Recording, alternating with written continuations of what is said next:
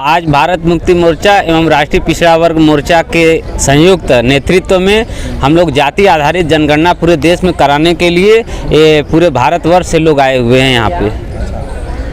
तो इससे पहले जब नीतीश बाबू थे वहाँ तो उन्होंने कराया था। बिहार में जो जनगणना हुआ था वो प्रदेश सरकार ने एक सर्वे कराया था, आर्थिक गणना कराया था और उनका अधिकार नहीं है। एक अधिकार केंद्र सरकार के पास है और केंद्र सरकार ही जाति आधारित जनगणना करा सकती है। इसलिए हम लोग दिल्ली में आए हैं और उस मांग को पूरा कराने के लिए कि देश में जितनी भी जातियाँ उनकी गिनती की जाए और जिसकी जितनी संख्या है उसको उतना प्रतिनिधित्व दिया जाए, भागीदारी दी जाए। लेकिन जिस तरीके से बीजेपी की ही सरकार में नीतीश बाबू भी हैं, हालांकि वो कराना चाहिए, क्या वजह है कि नहीं है? ये जाति आधारित जनगणना का मुद्दा आज का नहीं है। ये जब देश में संविधान लागू हुआ तो संविधान निर्माताओं में डॉक्टर बाबा साहब अम्बेडकर सहित तमाम हमारे देश के महापुरुषों ने तय किया था कि हमारे देश में मनुस्मृति और ब्राह्मणी व्यवस्था की वजह से क्रमिक असमानता हो गया था। हमारे देश में बहुत सारे ऐसे लोग आदिवासी हुए जिनके पास रहने के लिए ज़मीन नहीं है, खाने के लिए कुछ नहीं।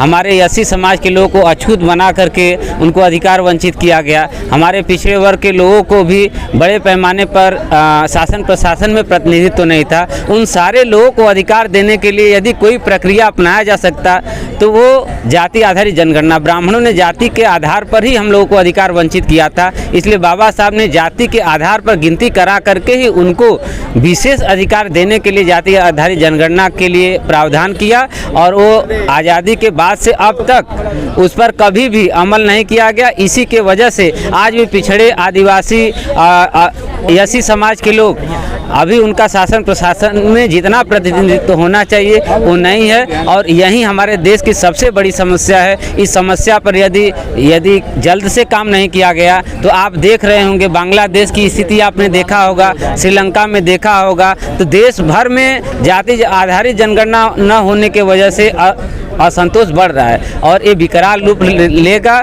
और इस देश में आगे कोई असामाजिक और बहुत बड़ा कोई विद्रोह न उसको ध्यान में रखते हुए सरकार को तत्काल जाति आधारित जनगणना कराना चाहिए।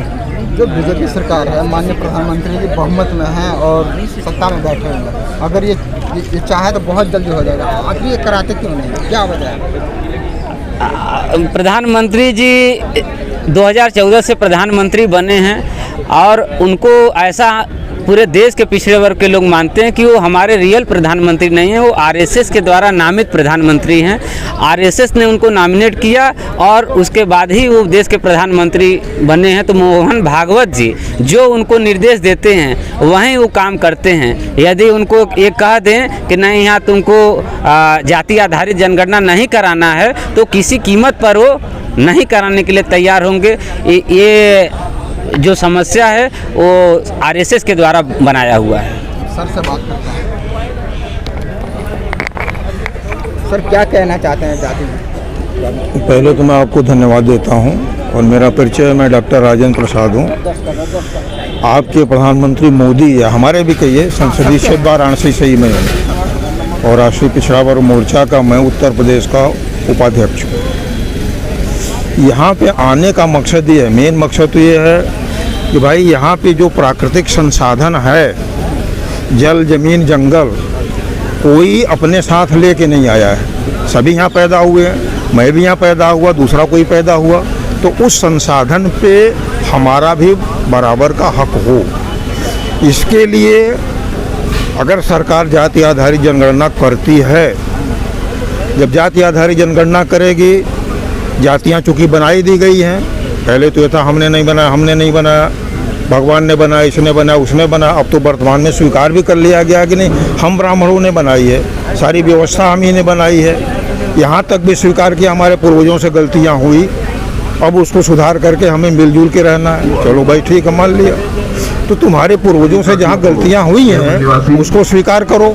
और आगे मेन गलती तो एक भाई जो हमारी हिस्सेदारी है, हमारी संख्या के हिसाब से हमको हक हिस्सेदारी दो, उसके लिए हम लोग यहाँ पे इकट्ठे हैं।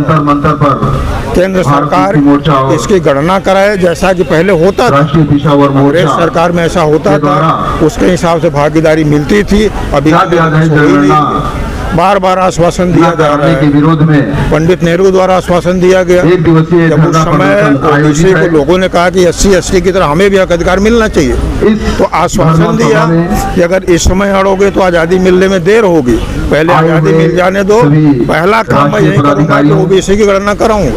लेकिन नहीं करा, टलता रहा, आज तक भी नहीं हुआ। और उसके भी कारण है ये जाति आधारित गणना, जिन्होंने जातियां बनाई हैं, मैं चाहूंगा जो 3% होते हुए देश के सारे संसाधन पे काबिज हैं, जब गणना सामने आएगी तो उनको देना पड़ेगा, छोड़ना पड़ेगा। इस वजह से वो कराना नहीं चाह रहे। आप आए और यहाँ मंच पर साथ ग्रहण करें। देश पे काबिज है हर जगह, ठीक है। माननीय प्रताप दादा पाटिल जी, 90% भी होके मतलब महाराष्ट्र मौर्य क्रांति संघ, इस पे क्या कहना आपको? अब इसका कारण यह है कि जिस समाज को हजारों सालों से पढ़ने ही नहीं दिया गया, उसको दिमाग की गुलामी ऐसी बना दी गई, वर्ण में बांट दिया कि ब्राह्मण क्षत्रिय कि तुम्हें आप यहाँ आए, अपनी अकल से कुछ करना ही नहीं है, जैसा तुम्हें कहा जाएगा वैसा ही करोगे। अगर अपने मन से करते हो तो ऊपर वाला तुम्हें पाप देगा। भगवान का डर बैठाया गया, तो तुम्हें ऊपर के तीनों वर्णों की सेवा करनी है, अपने मन से कुछ करना ही नहीं है, और करोगे तो पाप लगेगा। पिछले जन्म में तुम पाप ऐसा ही किए थे, इसलिए तुम शूद्र पैदा हुए, अछूत पैदा हुए, और इस जन्म में ऐसा करोगे तो अगले जन्म में भी पैदा होगे।